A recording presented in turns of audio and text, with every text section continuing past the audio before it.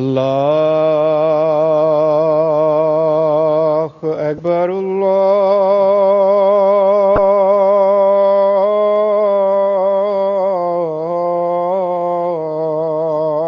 الله أكبر الله أكبر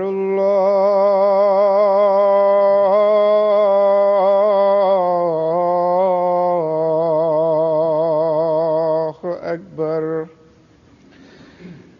أشهد أن لا إله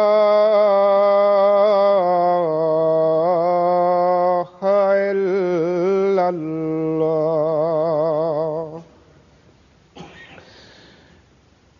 أشهد أن لا إله إلا الله. أشهد أن محمدًا رسول الله.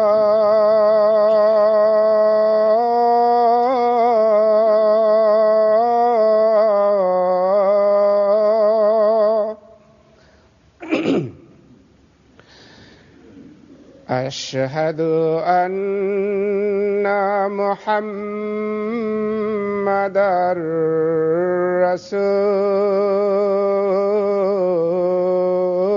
الله. حي على الصلاة.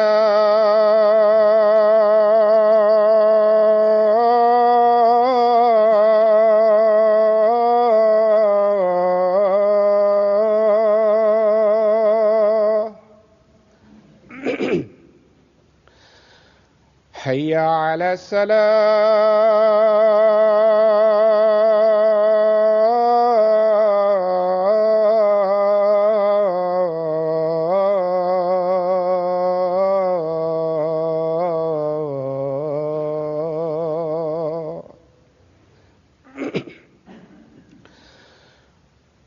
حي على الفلاح.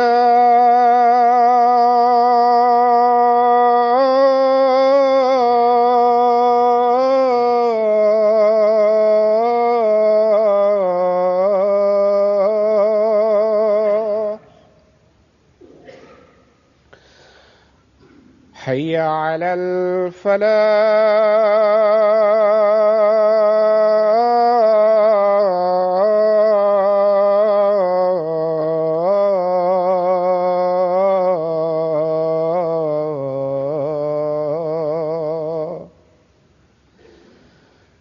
الله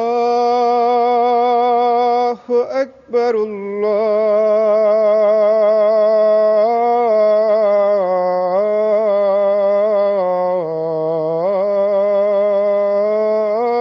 الله أكبر. لا إله إلا الله.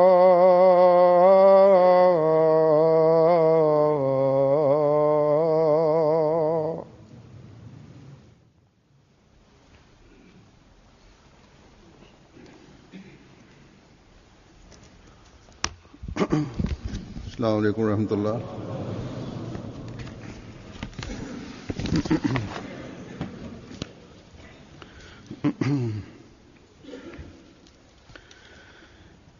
أشهد أن لا إله إلا الله وحده لا شريك له وأشهد أن محمدًا عبده ورسوله. أما بعد فأعوذ بالله من الشيطان الرجيم. بسم الله الرحمن الرحيم. الحمد لله رب العالمين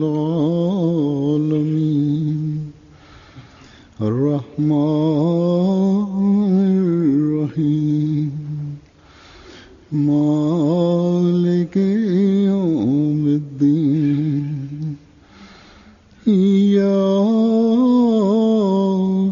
نعبد وإياك نستعين اهدنا الصراط المستقيم صراط الذين أنعمت عليهم غير المغضوب عليهم ولا الضالين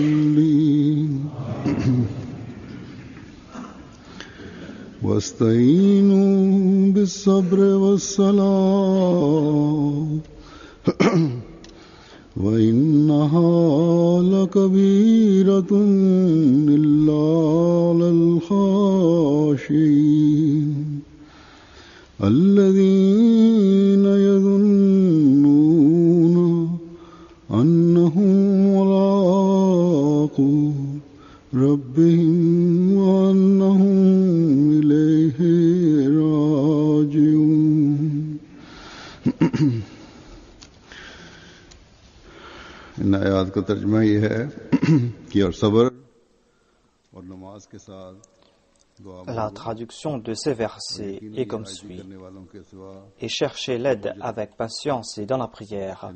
En vérité, cela est difficile sauf pour ceux qui sont humbles en esprit. Ceux qui savent sans aucun doute qu'un jour ils rencontreront leur Seigneur. Et c'est vers lui qu'ils reviendront.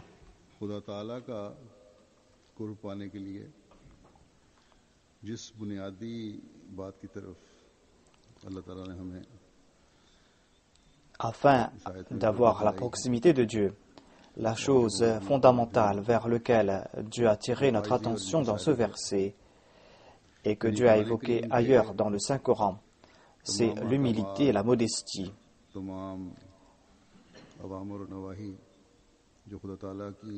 C'est-à-dire, afin de mettre en application tous les commandements du Saint-Coran, afin de suivre les ordres et les interdits de Dieu pour avoir le plaisir de Dieu. À la base de tout cela, il y a la modestie, il y a l'humilité. Ou l'on peut dire aussi que suivre les commandements de Dieu va nous mener vers l'humilité et la modestie.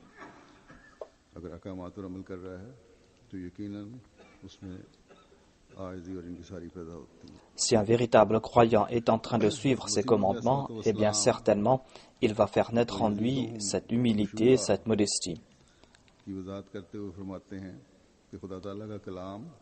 Messie promet l'Islam a commenté sur le verset Wayazidhum Khushua. Il a déclaré que la parole de Dieu les fait grandir dans leur humilité, dans leur modestie. Ainsi, quand un croyant déclare que moi, je crois en la parole de Dieu,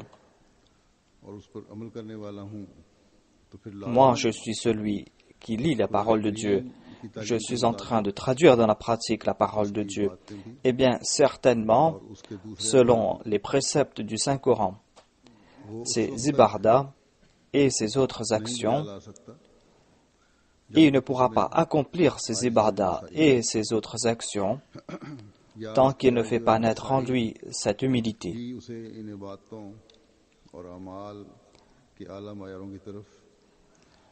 C'est cette humilité, cette modestie qui va pousser très haut ses ibadah et ses bonnes œuvres.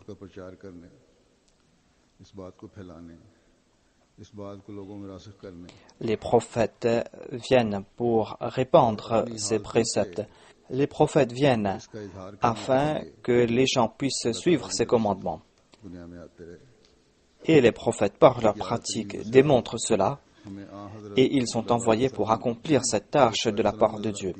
Et l'exemple le plus sublime qu'on a à ce sujet est celui du saint prophète Mohammed Mustafa sallallahu alayhi wa sallam. Le Messie premier l'Islam a déclaré à ce sujet: Dieu est très gracieux et miséricordieux. Il subvient à tous les besoins de l'homme. Et Dieu accorde sa grâce aux hommes.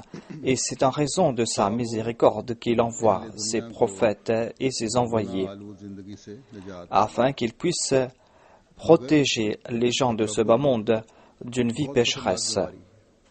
Néanmoins, l'arrogance est une maladie très dangereuse. Quiconque en est atteint meurt spirituellement.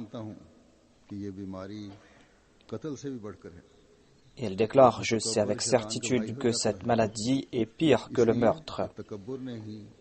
Une personne arrogante devient le frère de Satan, car c'est uniquement l'arrogance qui fit tomber Satan en disgrâce. Donc, au préalable, un croyant ne doit pas être arrogant. Au contraire, il doit être humble et il doit être soumis. Et ceux qui sont divinement choisis ont une humilité de tout premier ordre. Ce sont les prophètes de Dieu qui possèdent cette qualité. Leur humilité atteint son apogée. Et le saint prophète sallallahu alayhi wa sallam possédait cette qualité plus que n'importe qui. On demanda à l'un de ses serviteurs de quelle manière fut-il traité par le saint prophète sallallahu alayhi wa sallam. Et le serviteur répliqua qu'en vérité, c'était le saint prophète Mohammed paix soit lui qui me servait le plus que moi je servais le saint prophète. Allahumma salli ala Muhammadin wa ala ali Muhammadin wa barik wa salim. Voilà l'exemple d'une grande humilité et de grande qualité morale. Et parmi les gens de la maison, ce sont les domestiques qui sont les plus proches. C'est pour cette raison que si l'on veut connaître la tolérance, la patience et l'humilité de quelqu'un, eh bien, on doit demander cela à ses domestiques.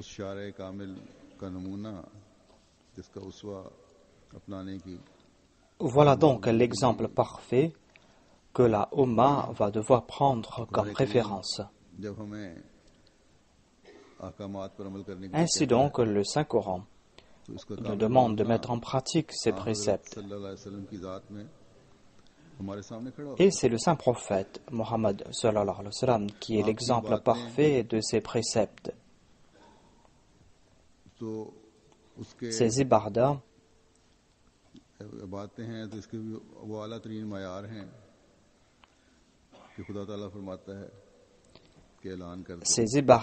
ont atteint l'apogée. Et à ce sujet, Dieu a annoncé et lui a dit de dire que moi je ne possède rien. Mes ibadah sont consacrés entièrement à Dieu et uniquement à Dieu. Moi, je ne peux rien acquérir pour moi-même. Je ne désire rien acquérir pour moi-même. Je désire uniquement avoir le plaisir de Dieu. L'objectif de ma vie, c'est de tourner autour de Dieu. قل إن صلاتي ونسكي ومحياي ومماتي لله رب العالمين.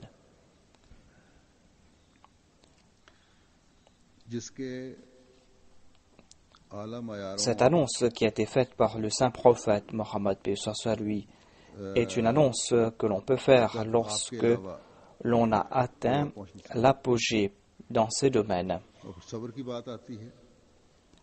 Et seul le saint prophète a pu atteindre cette norme.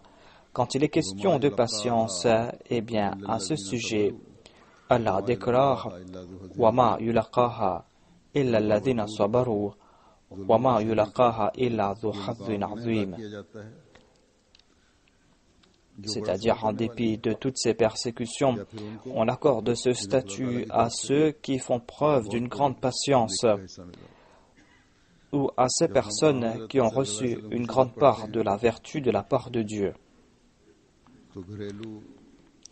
Quand nous lisons la biographie du saint prophète Mohammed paix soit lui, nous constatons qu'il a été un exemple d'une grande patience face aux difficultés et aux souffrances qu'a subies sa famille, face aux difficultés et aux souffrances qu'il a subies lui-même physiquement, et il a été l'exemple de cette grande patience face aux difficultés et aux souffrances qu'ont subies les membres de sa communauté.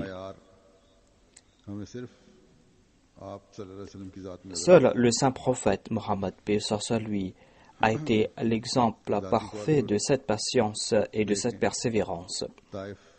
उनके साला सब्र का मुजाहिरा À किया titre personnel, nous voyons और ये सब्र sa का grande मुजाहिरा करते patience हुए lors des événements à आपने एक Taïf. शहर को तबाह होने से बचा लिया बावजूद कि अल्लाह ताला की Il a fait preuve de cette grande patience et a protégé une ville de la destruction.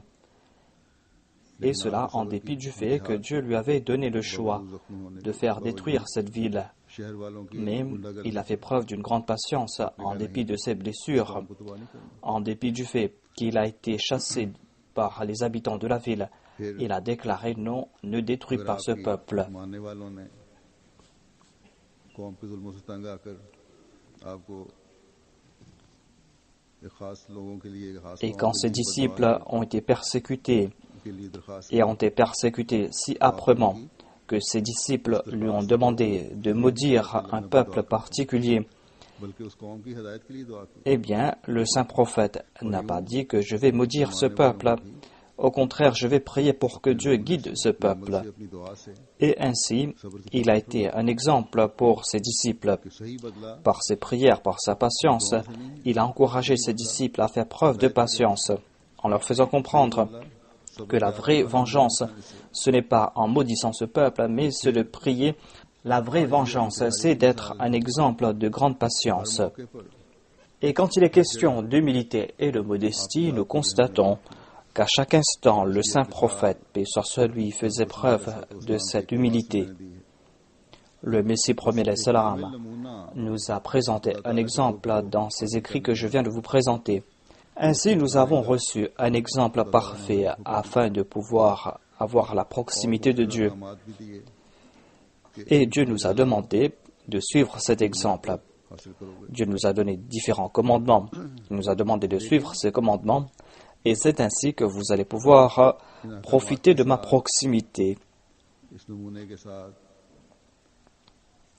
एक इस Mais en suivant ces préceptes, कि ये कुर्ब अल्लाह ताला का en suivant cette référence que je vous ai donnée, vous devez vous souvenir de ce principe, à savoir que cette proximité de Dieu et le fait que vous allez pouvoir suivre cet exemple, vous allez pouvoir agir en ce sens lorsque vous allez faire preuve d'une grande humilité. आयदी और इनकी सारी इख्तियार करने Ce statut est accordé à ceux qui font preuve d'une grande humilité, d'une grande modestie. उस पे पर चलने से मिलता है Ce statut, on pourra l'acquérir en suivant l'exemple du saint prophète Mohammed paix soit sur lui, qui avait dit à quelqu'un qui a été influencé par la crainte qu'il inspirait, il lui avait dit « N'aie pas peur, moi aussi je ne suis qu'un être humain comme toi, ऐसी औरत जो आम खाना खाया करती थी moi aussi j'ai bu le lait d'une femme, et moi j'ai bu le lait d'une femme qui consommait la même nourriture que les autres. » मानने वालों को भी अल्लाह ताला फरमाता है कि तुम भी आजिज़ इंसान बनो Ainsi Dieu a dit à ses disciples que vous aussi vous devez faire preuve d'humilité afin que vous puissiez vous rapprocher de Dieu. इनमें आजिज़ी Dans ces versets que j'ai cités, खुदा ताला का कुर्ब हासिल करने के on trouve mention du fait que l'on doit adopter l'humilité afin de pouvoir se rapprocher de Dieu. अगर अपने आप को लाशय में Il est dit dans ces versets que l'on ne pourra pas se rapprocher de Dieu tant que l'on ne se considère pas comme une personne insignifiante et tant que l'on n'arrive pas à atteindre les normes les plus élevées dans l'humilité. अगर आजिज़ी से Et l'on ne pourra pas marcher sur la voie qui mène à Dieu. On ne pourra pas suivre ses préceptes si l'on ne fait pas preuve d'humilité आजिज़ होकर et si on n'essaye pas d'avoir la grâce de Dieu grâce à cette humilité. Il a déclaré que implorer l'aide de Dieu avec humilité. बाज़ दफ़ा बराह Dieu a évoqué différents exemples dans le Saint-Coran.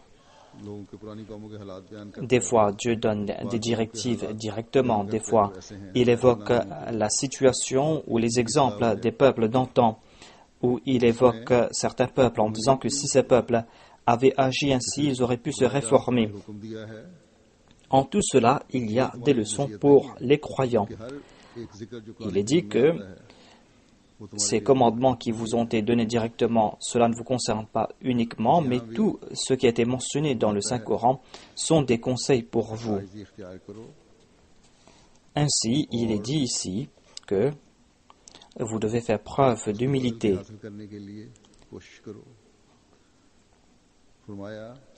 Faites preuve d'humilité, faites des efforts pour avoir la grâce de Dieu. Il est dit, soyez humbles et implorez l'aide de Dieu par l'humilité. Et essayez d'avoir la grâce de Dieu, implorez la grâce divine. Tant que vous n'allez pas comprendre l'esprit de Wasta'inu, vous ne pourrez pas définir les voies qui mènent vers la vertu. Et l'esprit de Wasta'inu, cela va naître en vous lorsque vous allez faire naître en vous cette humilité, cette modestie. Lorsque vous allez comprendre que moi, je ne possède aucune distinction, aucune de mes distinctions ne vont me faire mériter ces faveurs divines. Ce n'est que par la grâce de Dieu. C'est sa grâce qui va embellir ma vie ici-bas et dans l'au-delà. Ainsi donc,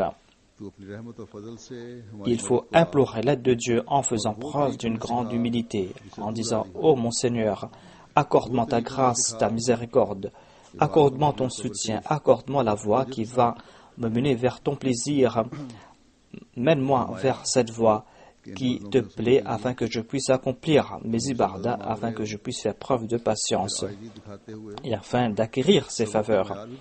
Vous qui m'implorez mon aide, eh bien, faites preuve d'humilité et soyez aussi très patients. » Selon les lexiques, le terme sabr a plusieurs sens. Sabr signifie faire preuve de dignité et endurer toute souffrance en toute dignité sans se lamenter. Selon certains, il faut que l'on passe par la même situation, que l'on soit en train de souffrir ou que l'on soit dans le confort, c'est-à-dire d'avoir toujours en tête le plaisir de Dieu, c'est-à-dire de se plaire dans le plaisir de Dieu. Faire preuve d'un grand contentement et de se contenter du plaisir de Dieu. Quelle que soit la situation, il faut toujours être fidèle, il faut renforcer sa foi et le faire uniquement pour la cause de Dieu. Il faut toujours se cramponner en Dieu, il faut uniquement placer sa confiance en Dieu et il faut suivre les commandements de Dieu. Voilà cet état de patience à propos duquel Allah déclare que si vous vous maintenez sur cette voie, eh bien, vous allez acquérir mes faveurs. Ces prières qui ont été faites en étant patient vont vous faire mériter mes faveurs.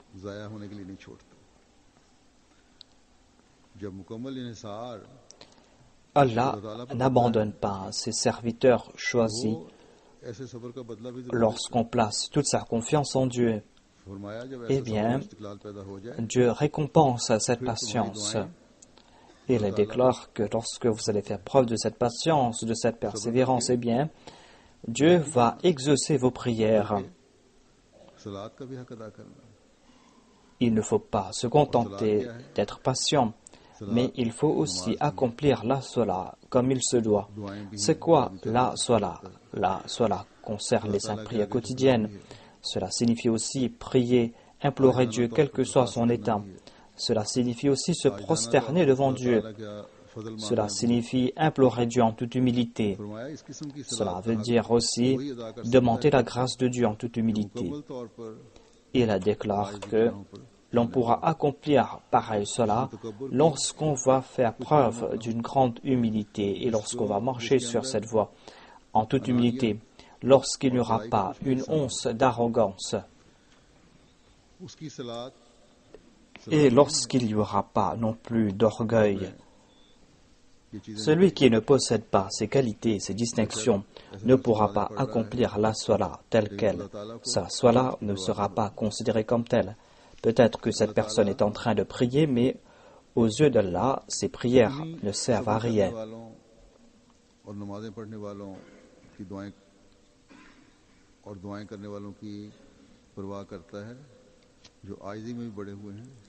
Allah exauce les prières de ceux qui font preuve de patience, ceux qui grandissent dans leur humilité et ceux qui essayent d'établir cette relation entre eux avec Dieu, une relation qui ne se brisera jamais.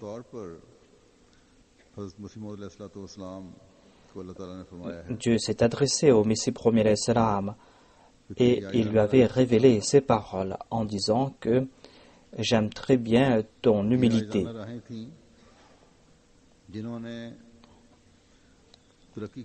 C'était cette humilité qui lui a ouvert la voie vers le progrès. Ainsi, nous qui sommes les disciples du Messie premier alayhi salam, si nous voulons acquérir les faveurs divines, si nous voulons profiter de l'aide de Dieu, si nous voulons consommer le fruit de notre patience, et si nous désirons que nos prières soient exaucées, eh bien, nous devons faire preuve d'humilité et nous devons avec constance nous prosterner devant Dieu. Voilà les actions qui nous sont essentielles. Voilà les actions qui vont nous protéger des forces sataniques. Et c'est ainsi que nous allons pouvoir renforcer notre foi. Voilà les actions qui vont nous rapprocher de Dieu. Mais Allah a déclaré que ne croyez pas qu'il est facile d'acquérir cette humilité. Il y aura l'égocentrisme, il y aura l'entêtement, il y aura la paresse, il y aura aussi la convoitise de ce bas monde, et il y aura les intérêts de ce bas monde qui seront là et qui vont nous empêcher d'atteindre ce stade. Allah déclare dans ce verset du Saint-Coran, « Innaha la kabira » ce n'est pas une tâche facile, c'est quelque chose de très lourd. Toutes ces actions que je viens de mentionner, et en sus de cela, tout ce qui a été évoqué auparavant, le fait de faire preuve de patience, d'accomplir la salat et de faire preuve d'humilité, et le fait de s'acquitter de ses devoirs envers Dieu, eh bien, il y a ces mauvaises actions qui nous empêchent d'accomplir ces bonnes œuvres. Nous devons nous souvenir du fait que le serviteur de Dieu doit faire preuve de patience et de constance et doit grandir dans ses ibadah. Et à aucun instant, lorsqu'il accomplit ses ibadah, il doit se souvenir d'autre que Dieu. Même lorsqu'il accomplit ses œuvres en ce bas monde, il doit toujours se prosterner devant Dieu. Ainsi, Allah lui-même a déclaré que ce n'est pas facile de créer ces qualités en soi. C'est quelque chose de très difficile. C'est un fardeau très lourd, un fardeau que l'on ne pourra pas porter sans l'aide de Dieu. C'est pour cette raison que vous devez demander le soutien de Dieu. Vous devez vous prosterner devant lui. Faites des efforts en ce sens. Mais vous serez soutenu par Dieu lorsque vous allez faire preuve d'humilité et de modestie. Lorsque vous aurez cette certitude qui a été évoquée dans ce verset, Annahum mulaqu rabbihim, à savoir que ces personnes sont certaines qu'elles vont rencontrer leur Seigneur. Lorsqu'il y aura cette certitude, c'est là que nous allons pouvoir faire preuve de patience, c'est là que nous allons pouvoir prier comme il se doit. Et c'est là que nous allons mettre en pratique les préceptes de Dieu. Et c'est là aussi que nous allons pouvoir suivre l'exemple du saint prophète. Et nous n'allons pas devoir suivre l'exemple du saint prophète pour notre propre avantage, mais nous devons le faire par amour pour le saint prophète, Mohammed sallallahu alayhi wa sallam.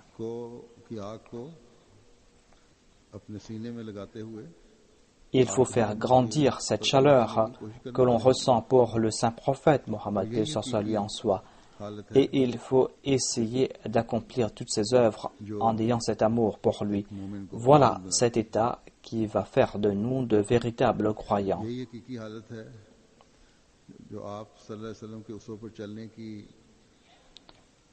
C'est en passant par cet état que l'on pourra suivre l'exemple du saint prophète Mohammed sallallahu alayhi wa sallam. Allah a déclaré que celui qui va suivre cet exemple, eh bien, il sera aimé par Allah.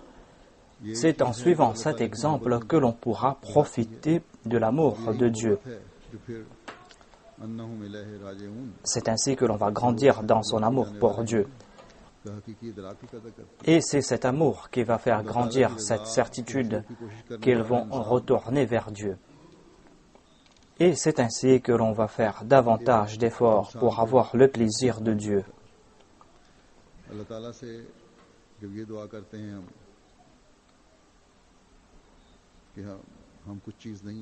Quand nous allons implorer Dieu, et quand nous allons dire que nous ne possédons rien, que nous ne sommes rien, et c'est toi qui dois exaucer nos prières, et c'est toi qui dois nous faire grandir dans notre humilité, fasse que nous puissions atteindre ce stade. En agissant ainsi, eh bien, nous allons devoir aussi faire preuve de patience et nous allons devoir être assidus dans nos prières. Ensuite, nous implorons Dieu et nous disons que si notre égocentrisme a terni nos prières, nos efforts ou notre modestie qui est apparente, eh bien, pardonne-nous. Attention que nous nous croyons humbles et que cela trompe notre âme. Ainsi, fasse que nous soyons parmi ces véritables khashiyin, ces personnes qui seront véritablement humbles. Fasse que nous soyons parmi ces personnes qui sont véritablement humbles, à propos desquelles ton prophète bien-aimé a déclaré que ces personnes seront élevées au 7e ciel par Dieu, en raison de leur humilité. Fasse que nous puissions vivre notre vie en suivant les principes énoncés par l'amoureux parfait de ton prophète bien-aimé, le Messie promis. Fasse que nous puissions être à la hauteur de ses attentes, des attentes du Messie promis, l'Islam, des espoirs qu'il avait à l'égard de sa Jamaat. Je vais présenter les dires du Messie premier l'Islam. En conseillant les membres de sa communauté, il leur dit que les membres de ma communauté doivent être vigilants à ce sujet. Le moindre péché, aussi insignifiant soit-il, une fois qu'il s'installe en l'homme, petit à petit, il le mène vers de grands péchés. Et des défauts secrets s'implantent irrémédiablement en l'homme à tel point qu'il est difficile de s'en débarrasser. Et l'homme, une créature aussi faible, pense qu'il est à l'abri des conséquences de ses actions. L'arrogance et l'orgueil s'installent en lui. Et dans la voie qui mène à Dieu, tant que l'on ne se considère pas comme le plus insignifiant des hommes, l'on ne méritera pas le salut. Le poète Kabir l'a très bien expliqué. Il déclare dans des vers de son poème « Je remercie Dieu pour avoir pris naissance dans une famille modeste. Si j'avais pris naissance dans une grande famille, je n'aurais pas rencontré Dieu. »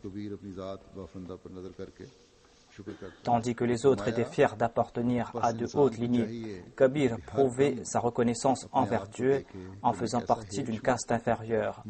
L'homme doit être à chaque instant conscient de son insignifiance. Tout individu, même appartenant à la lignée la plus supérieure, constatera qu'il est insignifiant sous un angle ou un autre.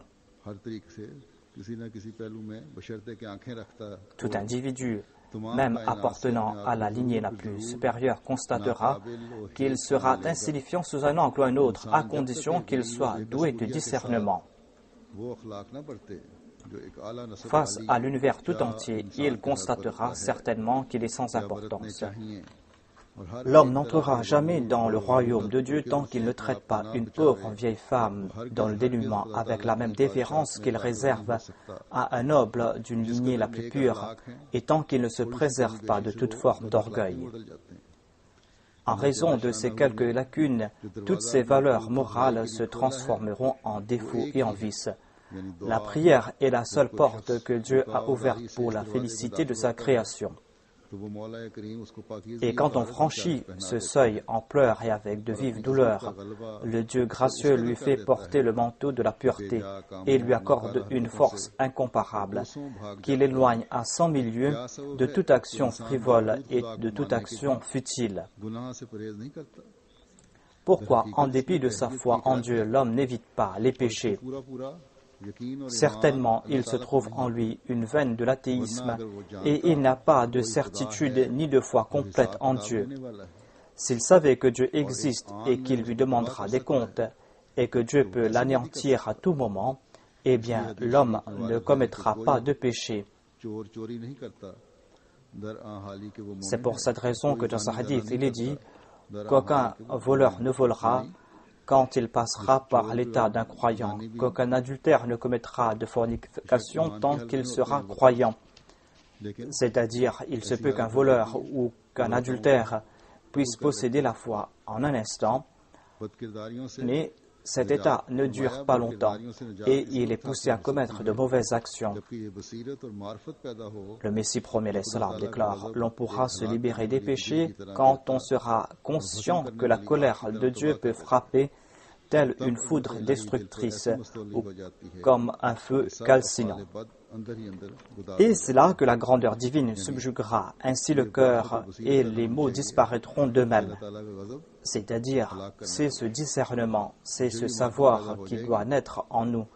On doit comprendre que la colère de Dieu peut frapper et peut détruire. Lorsqu'on va comprendre cela, quand la grandeur de Dieu va naître en soi, quand cette grandeur divine va contrôler son cœur, c'est là que l'on ne va pas commettre de mauvaises actions et ces mauvaises pensées vont disparaître.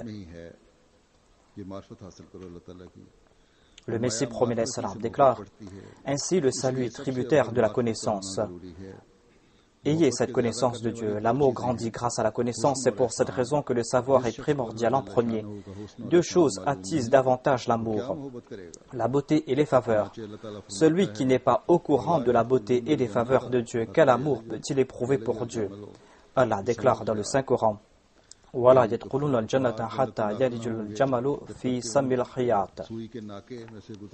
c'est-à-dire, les incroyants n'entreront pas au paradis tant qu'un chameau ne passe pas par le chat d'une aiguille. Les exégètes prennent ce verset au pied de la lettre, mais moi j'affirme que celui qui désire le salut doit, sur la voie de Dieu, au prix de grands efforts, amincir son âme rebelle, afin qu'elle passe par le chat de l'aiguille. Tant que l'âme se gavera des plaisirs de ce monde et des passions charnelles, il lui sera impossible de traverser la voie immaculée de la charia afin de pénétrer dans le paradis. Anéantissez les plaisirs de ce monde et que la crainte de Dieu vous amincisse, et c'est là que vous pourrez marcher sur cette voie. C'est cette traversée qui vous mènera au paradis et c'est cela qui vous fera mériter le salut éternel. Qu'Allah fasse que les membres de la Jamaat et que chaque individu puisse grandir dans son humilité, que l'on puisse atteindre ce stade afin que notre patience soit véritable, afin que notre patience soit une patience véritable, afin que nos ibadas soient des ibadas sincères, des ibadas qui soient exaucés par Dieu. Qu'Allah fasse que nous puissions profiter des fruits de cette patience et de ces prières ici-bas et dans l'au-delà, afin que le monde puisse constater que c'est cette Jamaat que le Messie premier l'Islam a créé, une Jamaat qui va se présenter à Dieu en toute humilité, une Jamaat de ceux qui vont s'acquitter de leurs devoirs, des bardas, de personnes qui vont faire preuve d'humilité et qui vont suivre les commandements de Dieu.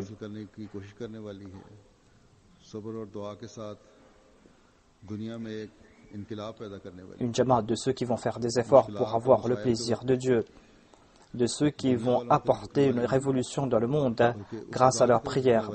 Et face aux difficultés et aux souffrances, ils ne se tournent pas vers le monde, mais se tournent vers Dieu. Dieu qui est la source de toute puissance. Dieu qui peut anéantir l'ennemi en dépit de ses moyens, en dépit de sa force. Quand nous allons présenter cela au monde, eh bien le monde sera contraint de dire que ce sont eux les véritables croyants. Voilà ces personnes qui ont créé cette relation avec Dieu. Si vous voulez voir cela, eh bien regardez ces personnes. En ces personnes, on voit Dieu. Voilà ces personnes qui ont acquis l'amour de leur Seigneur. Voilà ces personnes qui vont montrer aux hommes la voie qui mène à Dieu. Qu'Allah fasse que chacun d'entre nous puisse créer en soi cet état. Et tout comme l'a déclaré le Messie premier, l'Islam, il faut faire preuve d'humilité et il faut grandir dans son amour de Dieu afin que nous puissions profiter du salut éternel dans l'au-delà.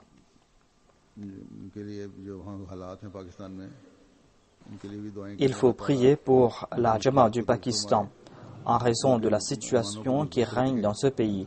Priez pour qu'Allah éloigne leurs difficultés et leurs malheurs, qu'Allah renforce leur foi et qu'ils grandissent dans leur relation avec Dieu.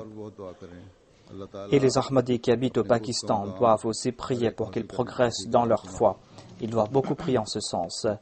Qu'Allah accorde sa proximité à chacun d'entre vous.